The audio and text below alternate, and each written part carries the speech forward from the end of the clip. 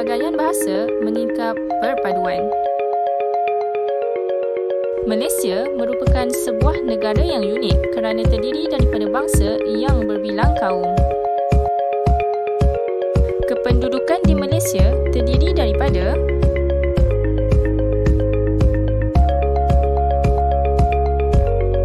kepelbagaian kaum di Malaysia mewujudkan kepelbagaian bahasa dalam pertuturan rakyat di Malaysia. Rakyat Malaysia bertutur dalam 137 bahasa, 41 daripadanya di Semenanjung. Misalnya, bahasa Melayu merupakan bahasa kebangsaan dan bahasa rasmi negara. Namun demikian, bahasa Melayu juga terdiri daripada pelbagai dialek mengikut negeri masing-masing.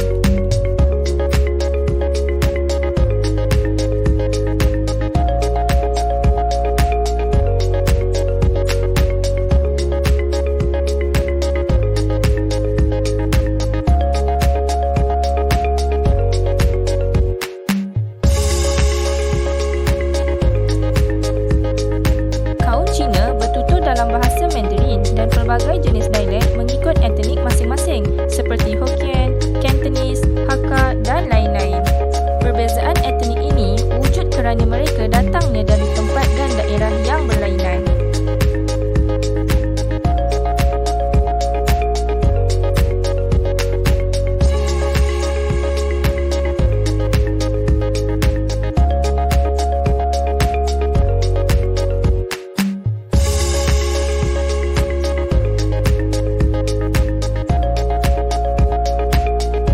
Biasanya ditutur oleh orang Tamil yang merupakan majoriti kaum India di Malaysia.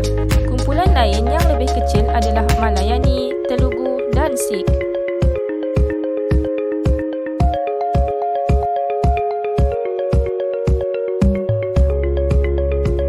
Di Sabah, terdapat sekurang-kurangnya 31 kumpulan dengan menggunakan lebih daripada 50 bahasa. Bahasa dusun banyak dituturkan oleh penduduk di Sabah. Bahasa rasmi ialah bahasa Melayu. Namun, terdapat bahasa lain yang ditutur seperti Kadazan, Tombonuo, Sama dan lain-lain. Di Sarawak, lebih kurang 30 ke 40 bahasa yang digunakan. Bahasa Iban merupakan bahasa yang paling dominan. Bahasa suku kaum terbesar dikenali sebagai Malai yang terdiri daripada bahasa Iban, bahasa Melayu, Bidayuh, Penan, Kelabit dan lain-lain juga digunakan. Antara kepelbagaian bahasa di Malaysia. Selamat pagi, nama saya Gita Wani. Saya asal dari Kelantan. Saya duduk kat Kelantan ni 20 tahun dah. Mak ayah pun asal dari Kelantan. Hai, nama saya Iji. Saya kawan Cassandra. Saya asal Sabah dan saya suka makan puso, nasi, ikan masin. Terima kasih. Assalamualaikum warahmatullahi wabarakatuh. Apa khabar semua? Nama saya Muhammad Hairul Rizwan bin Samsul. Saya asal daripada Kuala Kelawang, Jolobu, Negeri Sembilan. Umur saya tahun ni, saya lahir tahun 2000. Maka genaplah tahun ni saya umur 20 tahun. Hai Mekoma, Yuk Yung semua, apa khabar? Okey ke duduk rumah lama tu? Teman dah rebel-tebel dah, tak tahulah. Ada nama awak ni Fadli Adlina binti Muhammad Firdaus. Awak ni asal Perak, duduk Perak, rumah Perak, mak ayah dua-dua asal Perak. Gitu. Tahun ni, tahun 2020 ya. Atau cukup lah umur teman dah 20 tahun. Tu je lah ya. Nanti kita sembang lagi ya. Assalamualaikum, nama saya Asmi Aziz. Saya duduk Ganu tapi saya asal Kedah. Macam duduk Ganu ni best. Ya, ada macam banyak-banyak benda tapi macam makanan je. Kan macam sarapan tu sedap. Boleh makan nasi minyak, nasi ragam pagi-pagi buta makan tak. Okay, hai, Assalamualaikum. Nama saya Aliyah Syazana. Umur saya 20 tahun. Saya lahir dekat Sungai Petani, Kedah. Tinggal pun dekat Sungai Petani, Kedah. Jadi hari ni saya nak cerita sedikit lah tentang negeri Kedah ni. Jadi kan, apa yang best dekat negeri Kedah ni, kita dapat jumpa banyak lah kehijauan. Sebab orang kata negeri Kedah ni negeri jelapang padi. Jadi memang banyak lah padi dekat Kedah ni.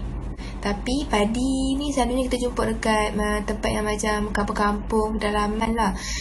Seperti baling, merbuk, dekat lostak, macam tu lah.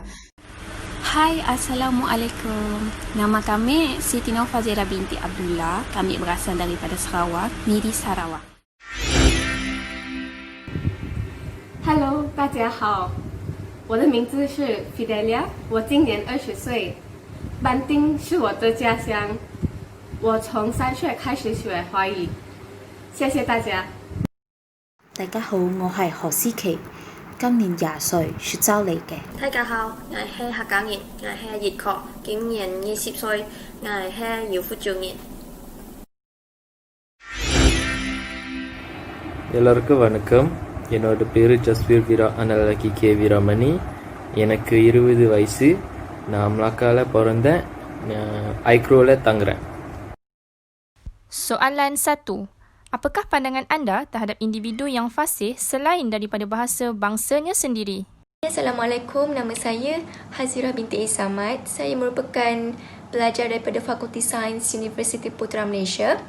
Jadi dalam video ini saya akan menyatakan pandangan saya terhadap soalan yang telah diajukan. Jadi pada pendapat saya terhadap orang yang fasih berbahasa selain bahasa ibundanya sendiri adalah mereka ini memiliki satu kelebihan dan keunikan dalam diri mereka. Hal ini kerana mereka boleh berkomunikasi dengan kaum yang berbeza, malah dapat mengeratkan lagi tali silaturahim dan dapat meningkat lagi persefahaman antara satu sama lain. Jadi ia merupakan suatu perkara yang patut dibanggakan kita sebagai rakyat Malaysia kerana negara kita ini mempunyai rakyat yang berbilang kaum dan kita dapat juga memahami apa yang mereka komunikasi itu.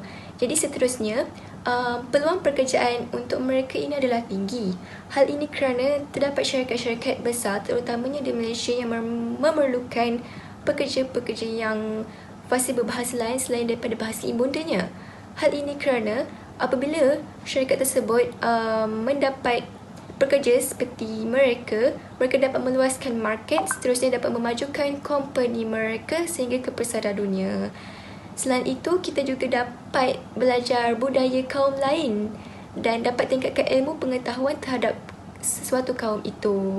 Jadi kita ni sebagai seorang yang fasih berbahasa lain daripada bahasa ibunda kita sendiri patut rasa bersyukur kerana terdapat banyak kelebihan dan peluang yang akan datang kepada kita. Jadi sekian daripada saya. Terima kasih. Soalan kedua, bagaimanakah anda berkomunikasi dengan rakan yang berlainan bangsa? Selamat sejahtera. Nama saya Soumya Balachandran dan saya berumur 17 tahun. Saya belajar di SMK Konvent Bukit Nanas. Berdasarkan soalan yang dikemukakan kepada saya berkomunikasi dengan rakan saya dalam bahasa Melayu dan bahasa Inggeris. Kebanyakan rakan saya di sekolah adalah orang Melayu. Oleh itu, saya lebih berfasih dalam bahasa Melayu. Bahasa Melayu juga adalah bahasa kebangsaan dan bahasa rasmi negara kita. Hal ini juga telah memudahkan saya untuk berkomunikasi dengan rakan saya yang berbilang kaum. Lagipun, bahasa kita digunakan di setiap lapisan masyarakat di negara kita. Sekian, terima kasih. Soalan ketiga, adakah bahasa Melayu sebagai bahasa rasmi patut dipupuk sejak kecil lagi? Saya bersetuju bahawa bahasa Melayu patut dipupuk sejak kecil lagi kerana bahasa Melayu merupakan bahasa teras dan alat untuk menyatukan rakyat yang berbilang kaum di negara ini. Oleh itu, ibu bapa memainkan peranan yang penting dalam memupuk kesedaran tentang kepentingan bahasa Melayu kepada anak-anak sejak mereka kecil lagi. Sebagai contoh, ibu bapa harus menggunakan bahasa Melayu yang betul semasa bertutur dengan anak-anak mereka. Selain itu, ibu bapa juga haruslah mengurangkan penggunaan bahasa rojak. Kesimpulannya, Malaysia terkenal sebagai negara yang berbilang kaum, begitu juga dengan kepelbagaian bahasa yang ditutur oleh kaum-kaum tertentu.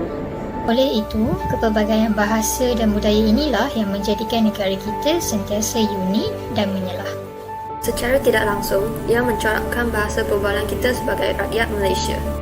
Justru, benarlah bahawa kepelbagaian bangsa dan bahasa di negara kita telah menjadikan ia meriah dengan pelbagai bahasa dan frasa. Namun begitu, bahasa Melayu sebagai bahasa rasmi haruslah dijadikan sebagai bahasa harian dalam komunikasi antara kaum untuk menyatukan rakyat Malaysia yang berbilang kaum.